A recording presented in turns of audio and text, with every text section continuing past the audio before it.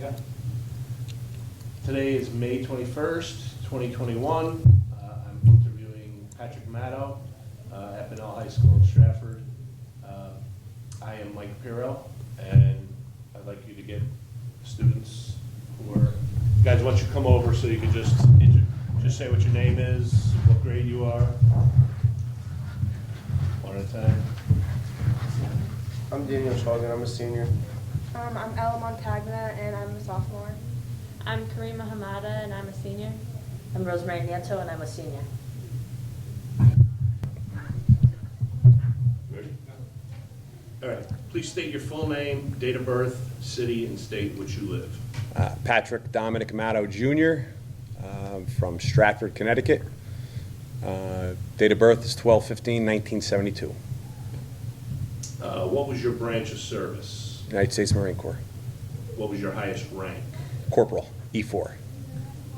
And in what general location did you serve?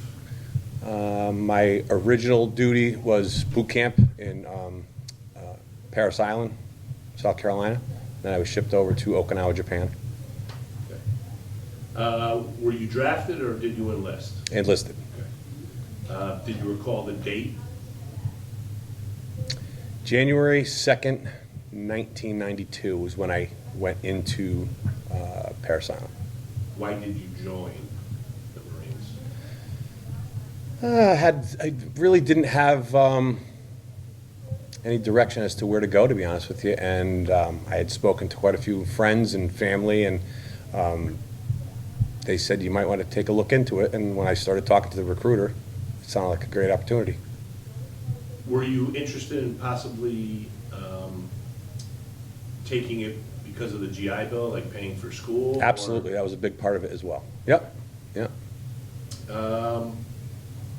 And Marines was always your number one pick, or was it just? Didn't have an original pick, to be perfectly honest with you. It was just a. I was working with my father at a tool and die business, and one of his coworkers suggested that I join the Marines. He said, "You look like you'd be a good Marine." So that's kind of the way it happened. Tell me about your first few days in the service. Well, you come into Parris Island, you don't sleep for the first 3 days. They keep you on your toes. They shave your head. They give you a uniform. They give you boots. And you start to, they start to strip you down of what you are and rebuild you as a Marine. How did you feel about this? At first, it was terrifying. And then as time goes by, you grow stronger and stronger every day. Okay, do you remember your instructors? Do I remember their names?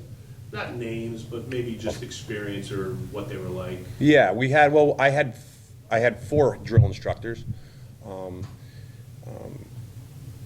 3 of them were, I'm going to call them the enforcers, if you will, and then you have your senior drill instructor who you stop and they'll talk to you person to person. But as a drill instructor, there's not much talking back and forth. It's a yes sir, no sir. So there really is no dialogue with the drill instructor? Not so much, no. No, it's more or less they're building Marines. By the end of boot camp, did they soften up a little bit now that you made it through? They did a little bit, yeah, absolutely. Oh. Yep. They started to treat you as fellow Marines instead of just a boot, if you Now, will. how long was boot camp? 13 weeks. 13 weeks. Did anything help you get through it, through the whole time? Letters from parents and friends. They'd send you care packages like cookies and stuff like that. But that was more of a share it with everyone type of thing than just for you. Nothing was just for you. Did you actually get a chance to write them? during your time? Yes, absolutely. That was something that was pretty important. They made us do, yeah. Okay. After boot camp, where did you go? I went to Marine combat training, and then I went to my MOS, military occupational skill. I became actually an electrician. Really? Yeah, yeah. And then I shipped off to Okinawa. And what did you do in Okinawa? That's when you start. That's when your actual job begins as a Marine. We would wire up bivouac sites for guys going out in the field. We would keep our generators in working order and stuff like that. Did you ever have time off the base in Okinawa? Yes. And what was that like? It was a slice of heaven and hell at the same time. Want to elaborate? The slice of heaven is you don't have someone breathing down your neck 24/7. The slice of hell is when I was in Okinawa, I was still 19 years old, and there was no alcohol limit back then. So we were allowed to drink back then as a 19-year-old young man, Marine, and that was the hell part of it. Okay. Yeah. And being away from your family, of course. Yeah. Any citations or anything, medals or anything? I was sharpshooter with the M16 A2 rifle. I was a sharpshooter with the 9mm. So as far as citations, we didn't really travel anywhere. So we stayed on base. We didn't go over to Guam or the Philippines or anything like that. So there was no need for it. And how long were you in Okinawa? I was in Okinawa. I was there for a year. A year. Yep. Okay. And you came back to the States? To the States. I was in Camp Pendleton the rest of my time. Yep. Which is in California. And what did you do there? Same job. Same job? Yep. Yep. Okay. Now this is going to focus on family life. You said, how did you stay in touch with your family? You mentioned that you wrote letters. Yeah. Any phone calls when you were back in the States, or? Yes. Okay. Yeah. We had a phone in our barracks. So. And you could call on a normal basis, or it was only in? Yeah. Well, sometimes? obviously not during working hours, but yeah, after work. Yeah. And Okay. of course. What was the food like on base? Marine Corps chow is not so great, but yeah, Give us a for instance. Well, actually, what was your favorite? it's like eating cardboard. Eating cardboard. I'm thinking that was probably like pizza, most likely, or something. No. There wasn't much pizza. It was they kept you carbed up, so you're ready to fight at all times. But you were still doing enough exercise. to Oh, keep the that's weight all we ever did. Okay. Yeah. Did you ever feel any pressure or stress while you were in the Corps, maybe outside of boot camp? Me personally, no, I did not. No. No, I didn't. And No, you would say you got along pretty well with your fellow? absolutely. We became brothers. Okay. Yeah. Is that something all Marines do, or did you actually develop a real close relationship with some of the guys that maybe you still keep in touch with? Yeah, I still keep in touch with quite a few of them, and I'm going to say 99.9% of Marines, we're all brothers. So, we bleed the same blood. I know most of the Marines that I've met, they all tend to have a sense of brotherhood together. Absolutely. You know what I mean? Yep. So I just want to know specifically if you had people that you were in that you still keep in contact with. Oh, absolutely, yeah, quite a few. Did you keep a journal of any times with, or?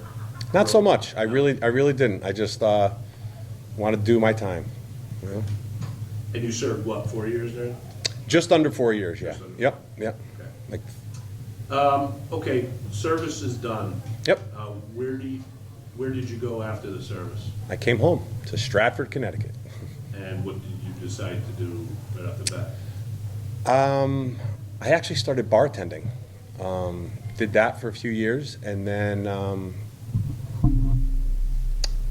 the girl that I was dating at the time, her father worked for the phone company, SNET, Southern New England Telephone, and he said, "Listen, they're hiring positions to be an installation technician," and I took the test, and I did really well with that because of my background with the Marine Corps, and I was there for 23 years at the phone company.